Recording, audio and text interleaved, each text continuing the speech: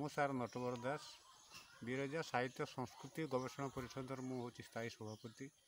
क्षेत्रेश्वरी माँ विरजा संपर्क में मु किछि मतामत बा संक्षिप्त परिचय प्रदान करुच्ची। ओडिशा पब्लिक व्यू टीवी तरफ आपण मानक अभिनंदन जनाऊँगी। तुं वैष्णवी शक्ति अनंत वीर्जा विश्वस्व बीजं परमासी माया समहितं देवी समस्त मेतत् त्वं वै प्रसन्ना भुवि मुक्ति हेतु। समग्र विश्व ब्रह्मांड में भारतवर्ष होछि धर्मर देश। आध्यात्मिक दृष्टिकोण भारतवर्षर उत्कल बा वर्तमान ओडिशा एक पुण्यतम राज्य। सेथिपाई पुराण जुगर उत्कलीय संस्कृति को यथेष्ट सम्मान प्रदर्शन कर वर्षाणां भारत श्रेष्ठ देशानां उत्कल सुत यत्र क्षेत्रे वसंतते उष्णाक पार्वती हरा। पुरुषोत्तम क्षेत्र नीलाचल धाम होछि विश्व प्रसिद्ध जगन्नाथ धाम एवं श्रीक्षेत्र भाव में समग्र विश्व विदित। चंद्रभागा नदीकूल अवस्थित कोणार्क अर्क क्षेत्र रूप में पृथ्वीर सप्ताश्चर्य मध्य एक, जोटी सूर्यंकर उपासनास्थली भाव में सूर्य मंदिर विश्व प्रसिद्ध। हर अर्थात शिवक्षेत्र भाव में भुवनेश्वर सारे प्रसिद्ध लिंगराज मंदिर विद्यमान एवं पार्वती क्षेत्र भाव में यज्ञभूमि उत्कलर प्राचीन राजधानी तथा द्वितीय श्रीक्षेत्र रूप में जाजपुर ठारे अवस्थित विरजा क्षेत्रेश्वरी विश्व में अद्वितीय।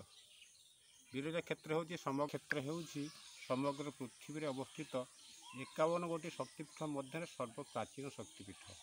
स्वयं पितामह ब्रह्मा यह विरजा क्षेत्र को निर्माण कर पौराणिक शास्त्र उल्लेख कर विरजे विरजा माता ब्रह्मणा संप्रतिष्ठिता यस्य संदर्शनार्थ मत्ते पुण्यता सप्तम कुलम।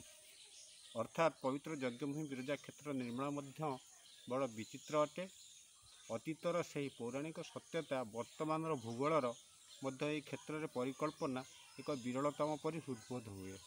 कारण त्रिकोणाकार अर्थात त्रिभुज परि यह क्षेत्र आकार। क्षेत्रं वैरजसं पुण्यं पंच क्रोशपंचक विस्तृतम एकादश स्वराकारं पुण्यतीर्थ विभूषितम। सकटाकार यह क्षेत्रटी वैशिष्ट दृष्टिकोण खूब तात्पर्यपूर्ण अटे। कारण जंत्र सदृश विरजा क्षेत्रर तीन कोण में 3 गोटी प्रसिद्ध शैवपीठ विराजमान। बिल बट बिल किलालाट लिंगानां मध्य एव च एतस्य मध्य देशे तो शुभस्तंभ विराजते।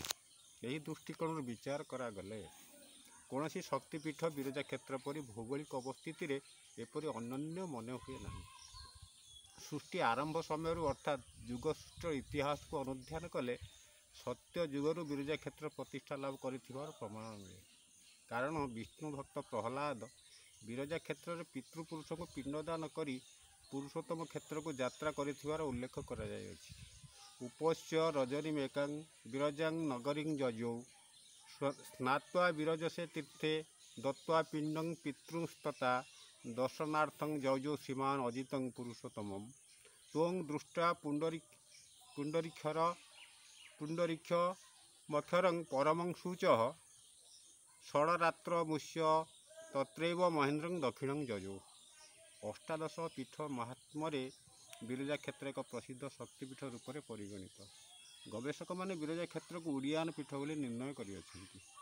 विरजा नाभिपीठंतु बराह भैरवाकृते विमलां पादपीठं जगन्नाथाख्या भैरव उड़ियानं परंपीठं जत्र बैतरणी नदी उड्रभूमि महाकोल जावत महेन्द्र पर्वतम।